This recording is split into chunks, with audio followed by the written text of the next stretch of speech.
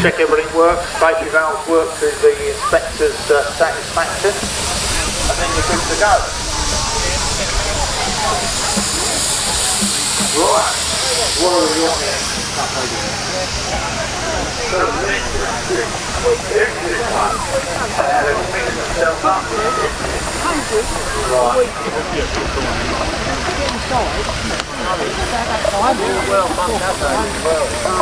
But I'd never put on here, he must be local then, dear. Morning guys, we'll have a chat later when you're out the ring, yeah? Yeah, no problem. Whereabouts are you? The tree line up round there. Right. So you see where that the one smoking over there just firing up? We'll be up there. See you in a little while then, yeah? What we're aiming for the amount of time Steve used and the way the mechanism is arranged to use test speed.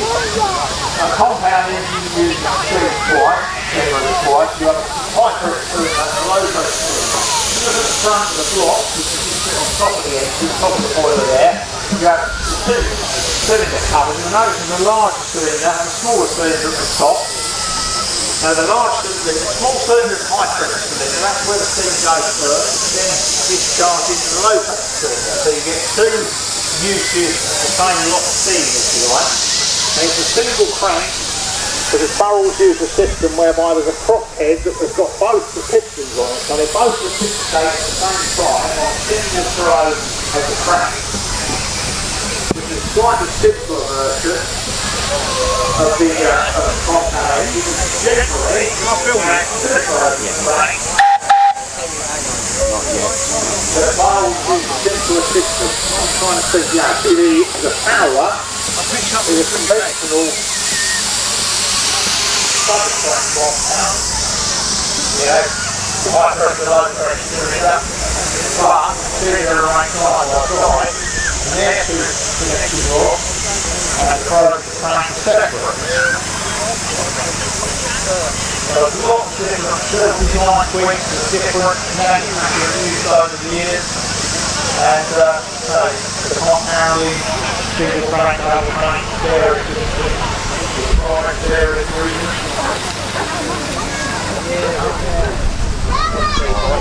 Session, of course, we had a few minutes down, didn't we?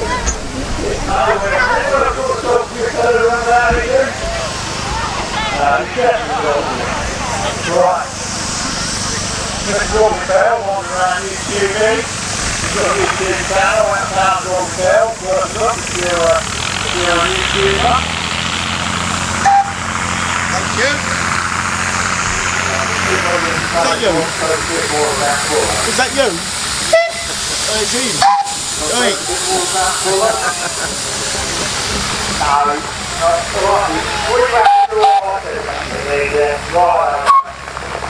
Right, I know you all got to play with it. So, right. Put your fingers in your ears around the arena just before they parade round and go out. They like to run a whistle up. Just go on for a while. I'll get circles. Everybody got when you fingers.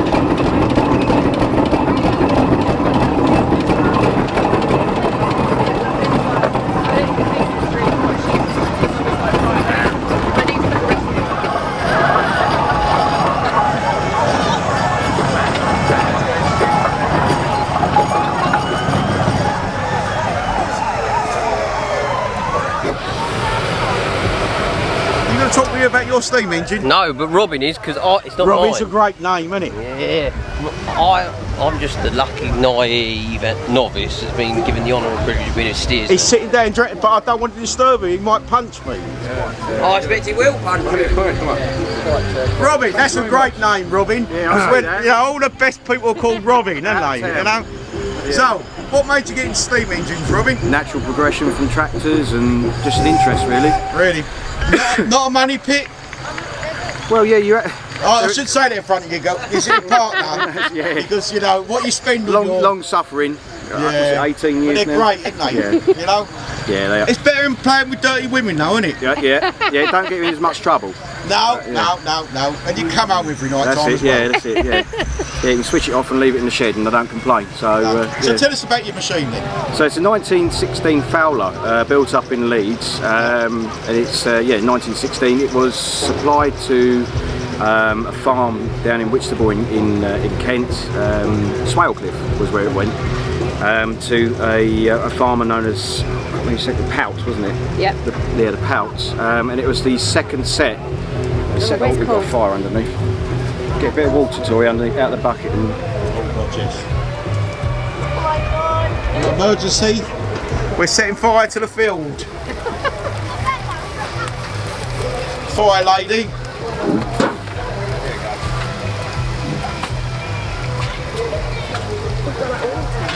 Well done. Yeah, look. Well done.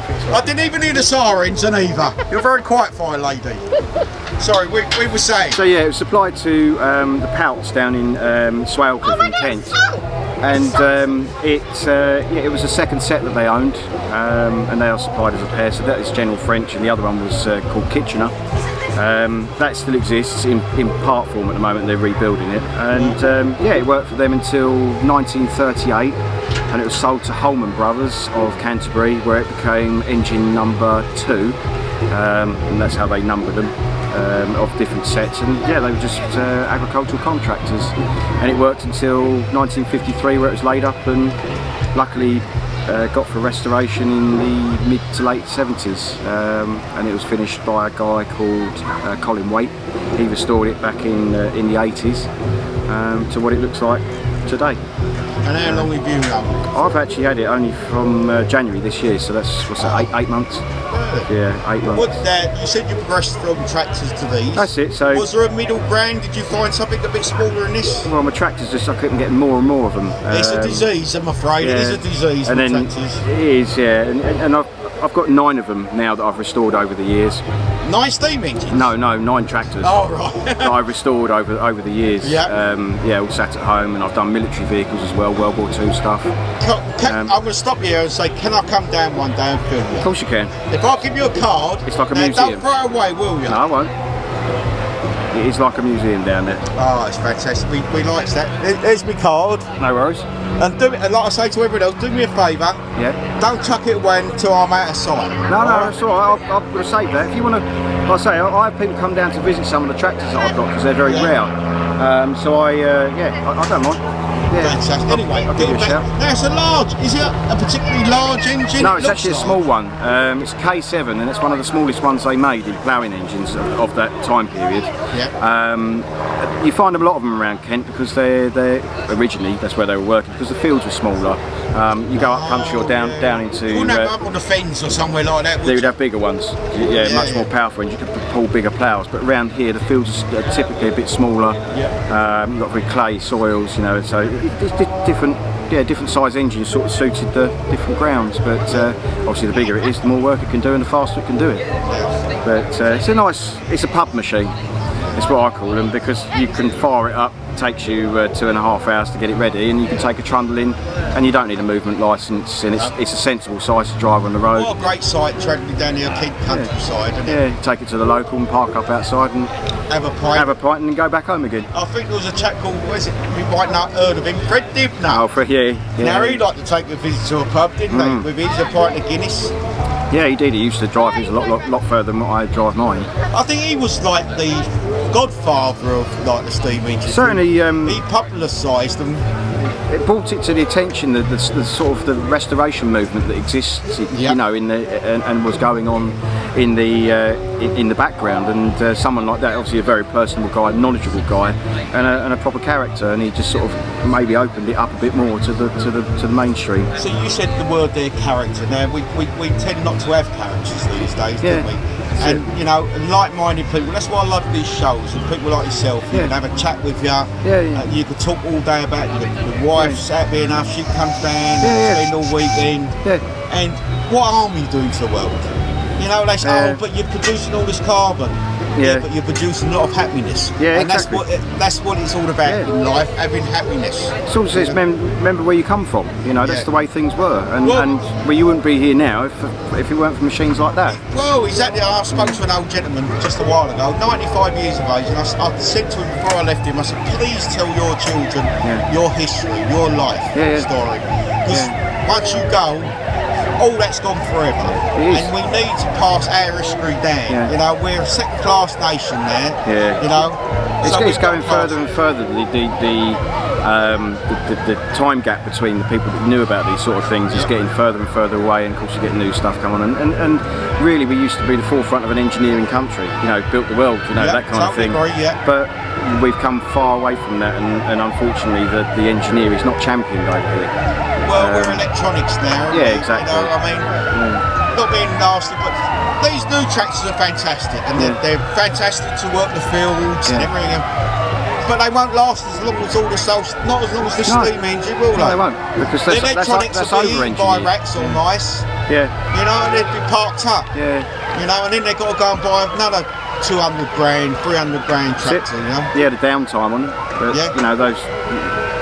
I'm glad you said that, because the downtime, I mean, I know a lot of people who've got tractors, Leylands, and a Leyland chap said, you know, if he's got a problem with his Leylands, he can take them into his garage in his shed in the morning. And by afternoon, they'll be back out in the field working. You can't do that with a modern tractor, can you?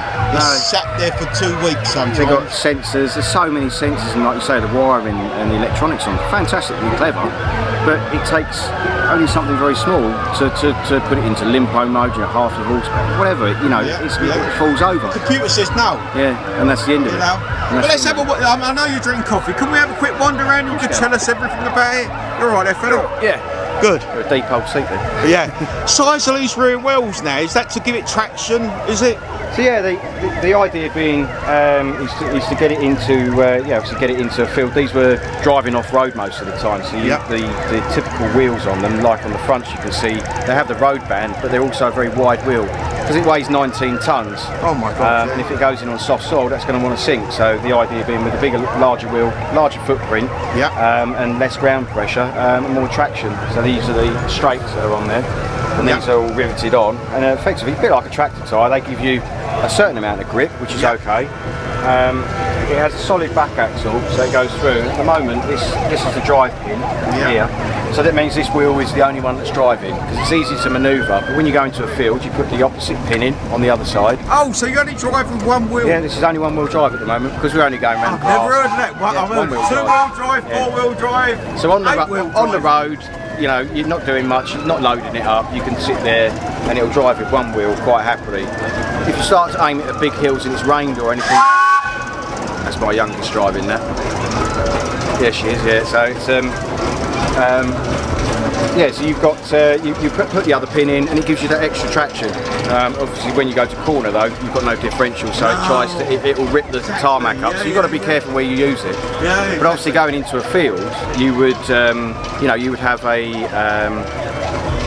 maybe soft ground conditions, which would even in two-wheel drive, both the pins in wouldn't be enough. So you have these holes here, and they're at home because I'd use the spud tray at the front there. They're called spuds, and they're a big thing which clamps over the side here. You put two pins in, and it puts a blade onto the wheel. And you put them all around the wheel, and then you've got the blades that can cut into the ground, and it'll push itself through. And go over a lot more. I was going to ask you that question. I mean, because these were used in the field, so I mean, especially in Kent where we got mostly clay, you couldn't really use them after November, really, could you? They would slip and slide about. It's the ins and outs of the ploughing side of it, I'm not so au fait with. I know how to use it to plough with it, but you know, working it commercially like they did in them days, that's a different ball game. You know, they would have known the conditions. They would have had much more knowledge than I've ever got.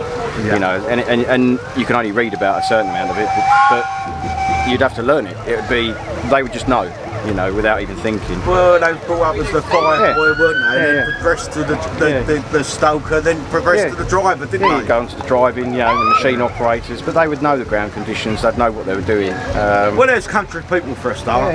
You know, it's like an old boy told me once, he said, you only fertilise on October the 10th. He said, you do it before then, it's a waste of time, because it dries out in the field, sits there. If you do it after, then it's too wet, it just does no good in the mud. Yeah, you've got to get it rained in just right. Now tell us about the cylinders. You've got a high pressure cylinder and a low pressure cylinder? That's it, yeah, that's it. It's a compound engine, so towards us on this side is the high pressure, the smaller cylinder. So when you're opening the steam up to the engine, the steam will go in and work first primarily in the high pressure cylinder, and then as the steam's used, it loses a bit of its heat, loses a bit of its power. It then, with the valves inside the cylinder block there, goes across and then will work on the low pressure cylinder, which is about twice the size diameter of the low pressure, the high pressure side.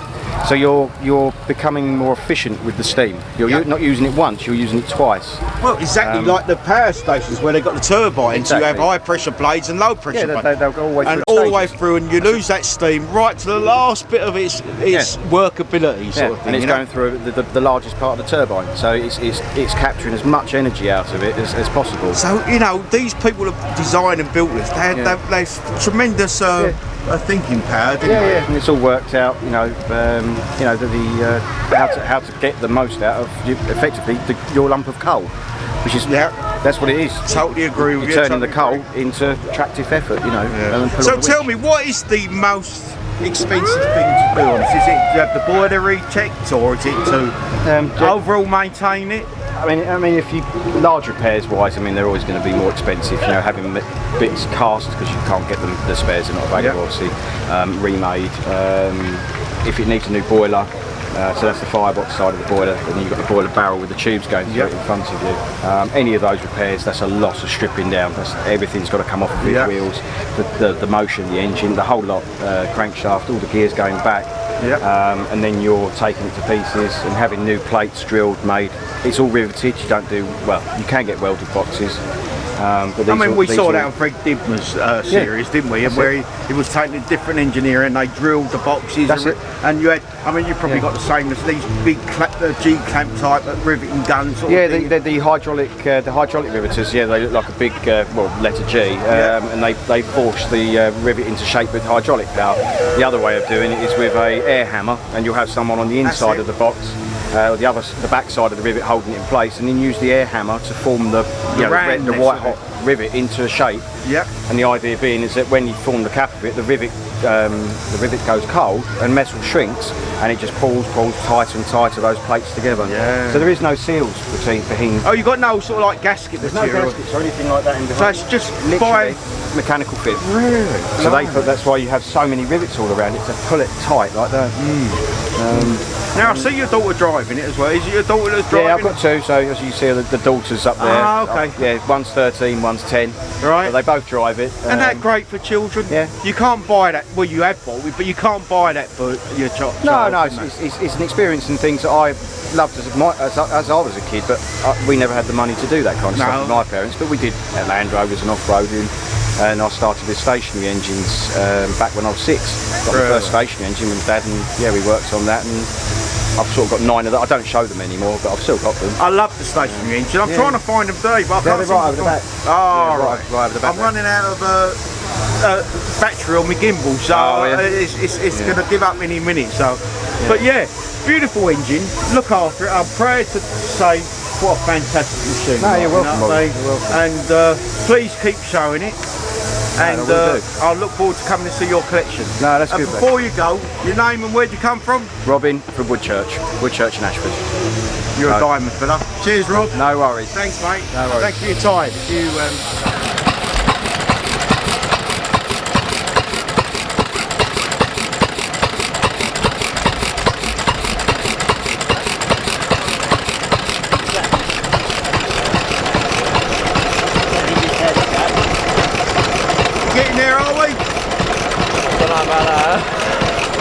is that?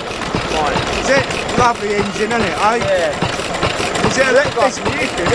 Yeah, that's right. Yeah. The gimbals just went out, so I've got to resort to this. Oh. Tell us a little bit of your engine then. Well, she's 1926, Bamford open crank. I think she was originally used for a sawmill. Had her about 10 years now. Did you have to do much to it when you got it? No, well, we took the trolley over and it didn't look quite right. Yeah. Sort of, it suits the era a little bit with that trolley. Yeah, it looks nice, doesn't it? So, yeah, but that's sort of one of many, really. Really? I mean, you have to top it up with water occasionally, that sort of thing, do you? Yeah, you have to keep an eye on the water because it runs like fires all the time. Yeah. It gets quite hot, so the old water level does drop quite fast if you're not careful. Yeah. So, what sort of horsepower are we talking? That's a 6 horsepower. About, 6 horsepower? Yeah, 450 RPM. Yeah. On petrol? Yeah, petrol. It is a petrol paraffin, but we've got issues with the big tank on it, so Alright. just running it on petrol for now, and it'll be for a winter job sort of thing. Yeah. Have you got many of these or just the one? About 40. Oh. Yeah. Just a few. Well, perhaps if I'll give you a card, I can come round one day and we have a talk about your collection when the gimbal's working and everything. Yeah, that's fine, yeah. That'd be fantastic. Do you know the channel at all? I've seen it on there a couple of times, just sort of like going through like YouTube videos, it pops up, so... Well, here's my card. Yeah. When it suits you, give us a ring and I'll take a day off and I'll come round and look at your collection if that's alright with you. Yeah, that's fine, yeah. Right, tell me your name and where you come from. I'm Jack Taylor and I'm from Mountfield in East Sussex, so... Oh, fantastic. Cheers. Yeah. No problem, nice to meet you. See ya.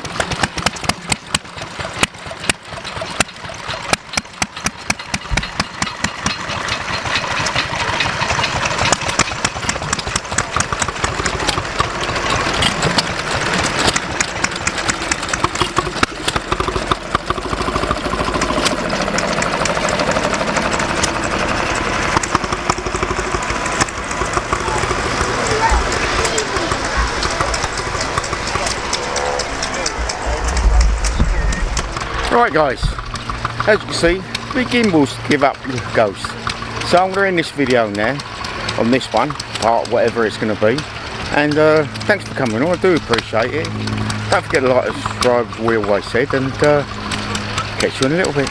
See you later for now.